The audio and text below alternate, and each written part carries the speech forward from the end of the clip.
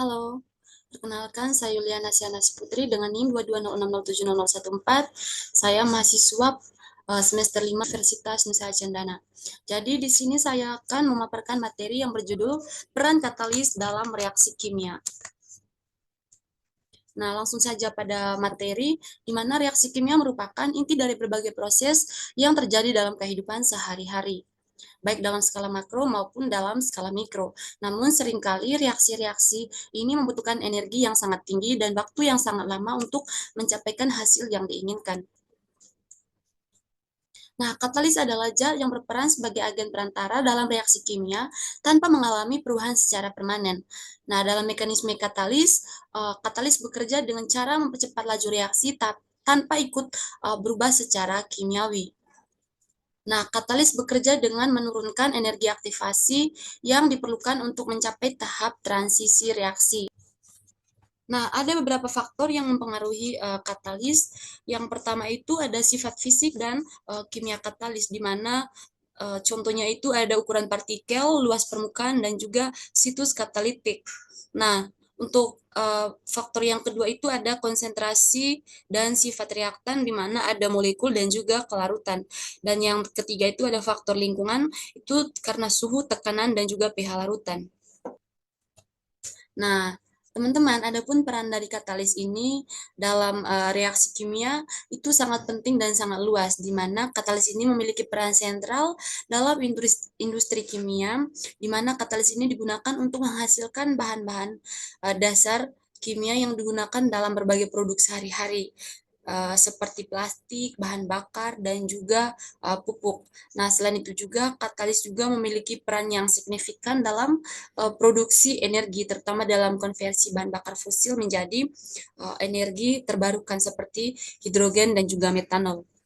Nah, teman-teman, pada tahun 2019 itu Aryani dan Dewi itu melakukan penelitian pada absorpsi gas CO2 ke dalam larutan MDIA berkatalis arginin dan juga gliselin menggunakan peralatan water wall column atau WWC pada kisaran suhu itu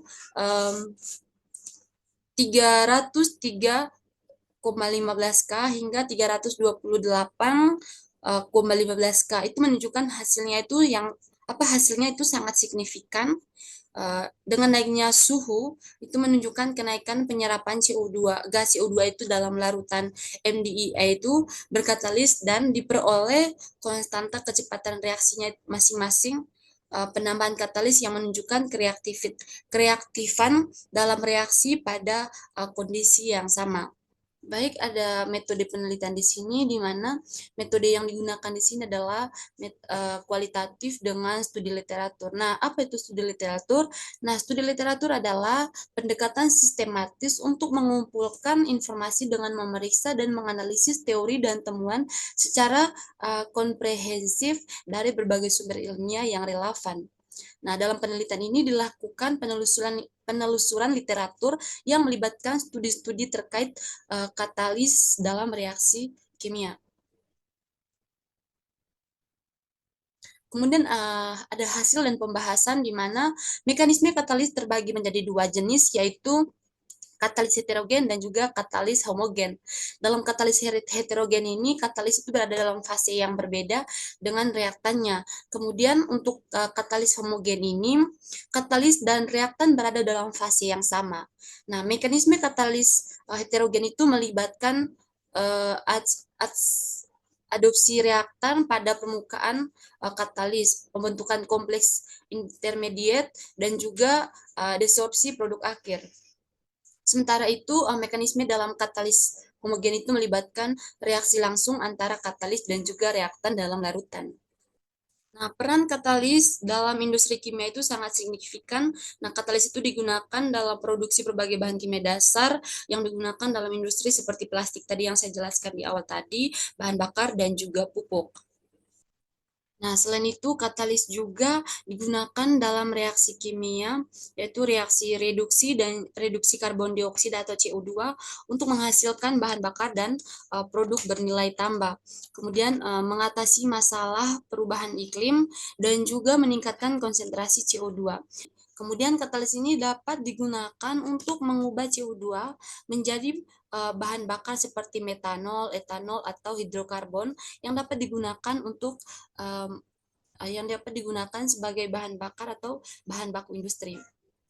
Selanjutnya ada beberapa mekanisme katalis yang umum, yaitu katalis heterogen dan juga katalis homogen, di mana katalis heterogen ini terjadi ketika katalisnya itu berada dalam fase yang berbeda dengan reaktannya.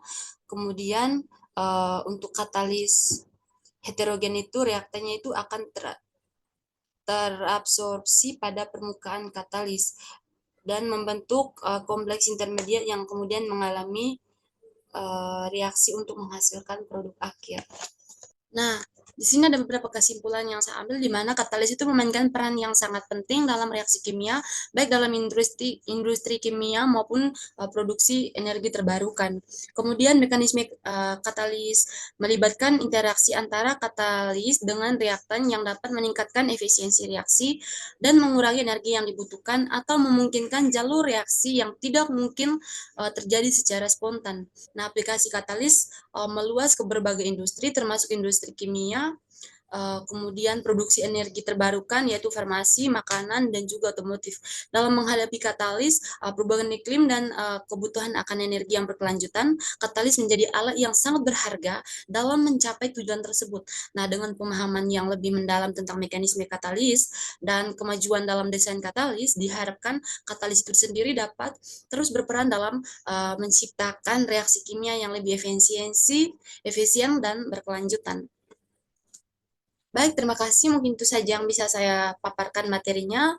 Kurang dan lebihnya saya mohon maaf. Sekian dan terima kasih.